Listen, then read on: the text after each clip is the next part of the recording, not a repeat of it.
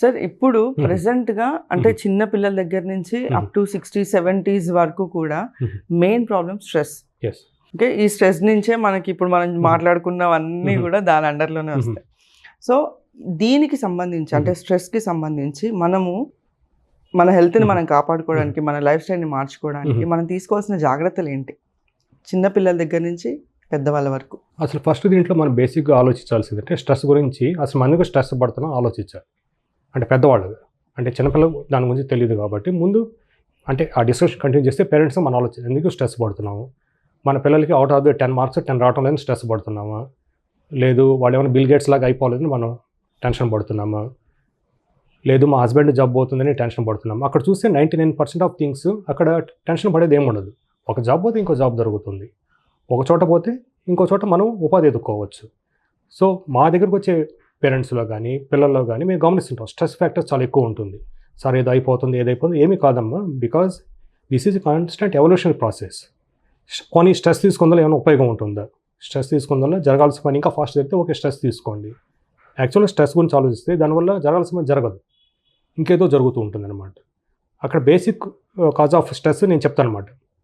గౌతమ్ బుద్ధుడి గురించి మీరు వినే ఉంటారు.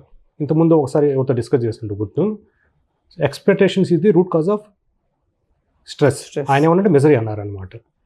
ఎందుకు ఎక్స్పెక్టేషన్స్ పెట్టుకుంటారు? ఎక్స్పెక్టేషన్ పెట్టుకుంటే ఎవరు ఉండరు, నేను ఉండను మీరు ఉండరు.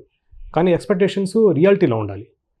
ఓవర్ ఎక్స్పెక్టేషన్స్ పెట్టుకున్నప్పుడు ఇప్పుడు ఫర్ ఎగ్జాంపుల్ మాసానికి అతను మ్యాథమెటిక్స్లో ఇంట్రెస్ట్ ఉంది, నేను ఫోర్స్ఫుల్గా బయాలజీలో ఫోర్స్ చేశాను, ఒకటి ఏమవుతుంది నా ఎక్స్పెక్టేషన్స్ ప్రకారము he'll be failure in both. చాలామంది అడిగారు మీరు డాక్టర్ అయ్యి మీ సన్ని ఎందుకు డాక్టర్ చేయలేదు అనేది. Because he was good in mathematics and physics. So దాని ప్రకారం పాని చేశాను అనమాట. అలా కాకుండా సోకాల్ డైనాసిటీ లాగా నేను హాస్పిటల్ పెట్టాను, నా పిల్లడు పనికి మాలోడైనా దీన్ని రన్ చేయాలి, ఒక యువరాజు లాగా ఉండాలి, వాడికి ఉపాధి కల్పించాలంటే దట్ ఈస్ స్ట్రెస్ ఫ్యాక్టర్. ఎందుకంటే same thing I'm seeing in my field. చాలామంది డాక్టర్స్ హాస్పిటల్ ఎస్టాబ్లిష్ చేస్తారు, కానీ ఆ బిజినెస్ ఎందుకు రన్ కావు అంటే ఆ పొజిషన్ ఉండడానికి ఒక తాహత ఉండాలి, అంటే దానికి అర్హత ఉండాలి. అర్హత లేని తీసుకొచ్చి పెడితే ఏమవుతుంది, కనప సింహాన్ని సునకను కూర్చొని పెట్టినట్టు తయారవుతుంది. సో మన పిల్లల్ని మనం సునకాలు చేస్తున్నాం, ఇది మన ఎక్స్పెక్టేషన్స్ వల్ల. If they are very good in art send to that field. అంటే మనం వాళ్ళతో డిస్కస్ చేయాలి. ఎప్పుడు డిస్కస్ చేయాలి? మొబైల్ ఫోన్ చేతిలో పట్టుకోను లేదా టీవీలు చూస్తే డిస్కస్ చేయకూడదు. అంటే క్రిటిసైజ్ చేస్తూ వాళ్ళతో డిస్కస్ చేయకూడదు, జడ్జిమెంటల్గా డిస్కస్ చేయకూడదు. అంటే ఫ్రెండ్లీగా అనేది వాళ్ళ ఇష్టం, అది whatever it is there.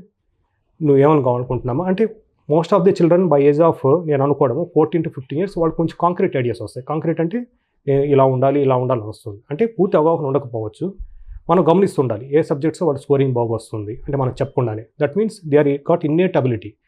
So దాని ప్రకారం ఓరియంట్ చేసుకున్నాం అనుకోండి, one of the stress factors eliminate అవుతాయి. ఏది ఒక జనరేషన్ బౌండరీ గురించి. ఇప్పుడు నెక్స్ట్ స్ట్రెస్ ఫ్యాక్టర్ ఇంకెవరితో వస్తుంది? Current generation. Most of times మాకు స్ట్రెస్ ఫ్యాక్టర్ ఏంటంటే వైఫ్ అండ్ హస్బెండ్ మధ్య అనమాట. ఒక వైఫ్ అండ్ హస్బెండ్ ఎగ్జాంపుల్ చెప్తాను. హస్బెండ్ వచ్చి ఆయన బాగానే సంపాదిస్తున్నారు, హీ CEO అనమాట. He moves all over the world. So అక్కడ ఏమవుతుంది అంటే ఈమె ఒంటరిగా ఇంట్లో ఉంటుంది అనమాట. పిల్లలు స్కూల్కి వెళ్ళిపోతారు, వాళ్ళు కూడా ఎదిగారు. So she's feeling stress.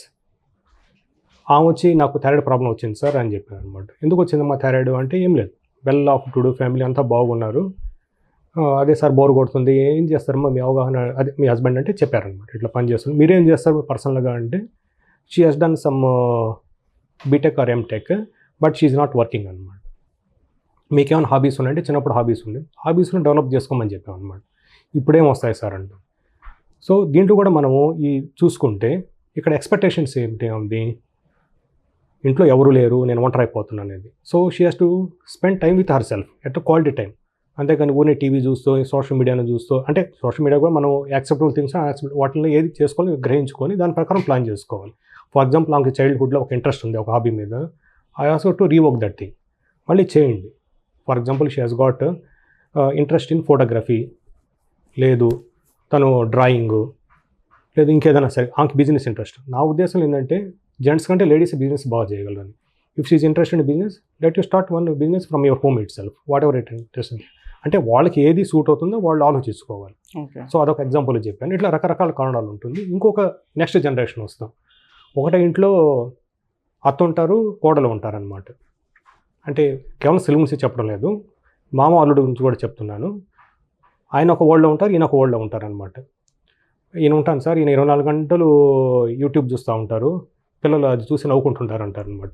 నేను ఆయన అడుగుతాను, 70 ఏళ్ల వయసులో ఎందుకు మీరు 24 గంటలు యూట్యూబ్ చూస్తున్నారు అంటే, నేనేం చేయాలి అంటారు అనమాట. ఏం చేయాలి అంటే, యూట్యూబ్ చూస్తున్నారు కరెక్టే, దాంట్లో ఏం చూస్తున్నారు అంటే న్యూస్ చూస్తున్నారు అంటారు. న్యూస్ వల్ల మీకేమైనా ఉపయోగం ఉందా అంటే, we shouldn't be judgemental while asking them as a doctor. ఏం లేదు సార్, టైం పాస్ అంటారు.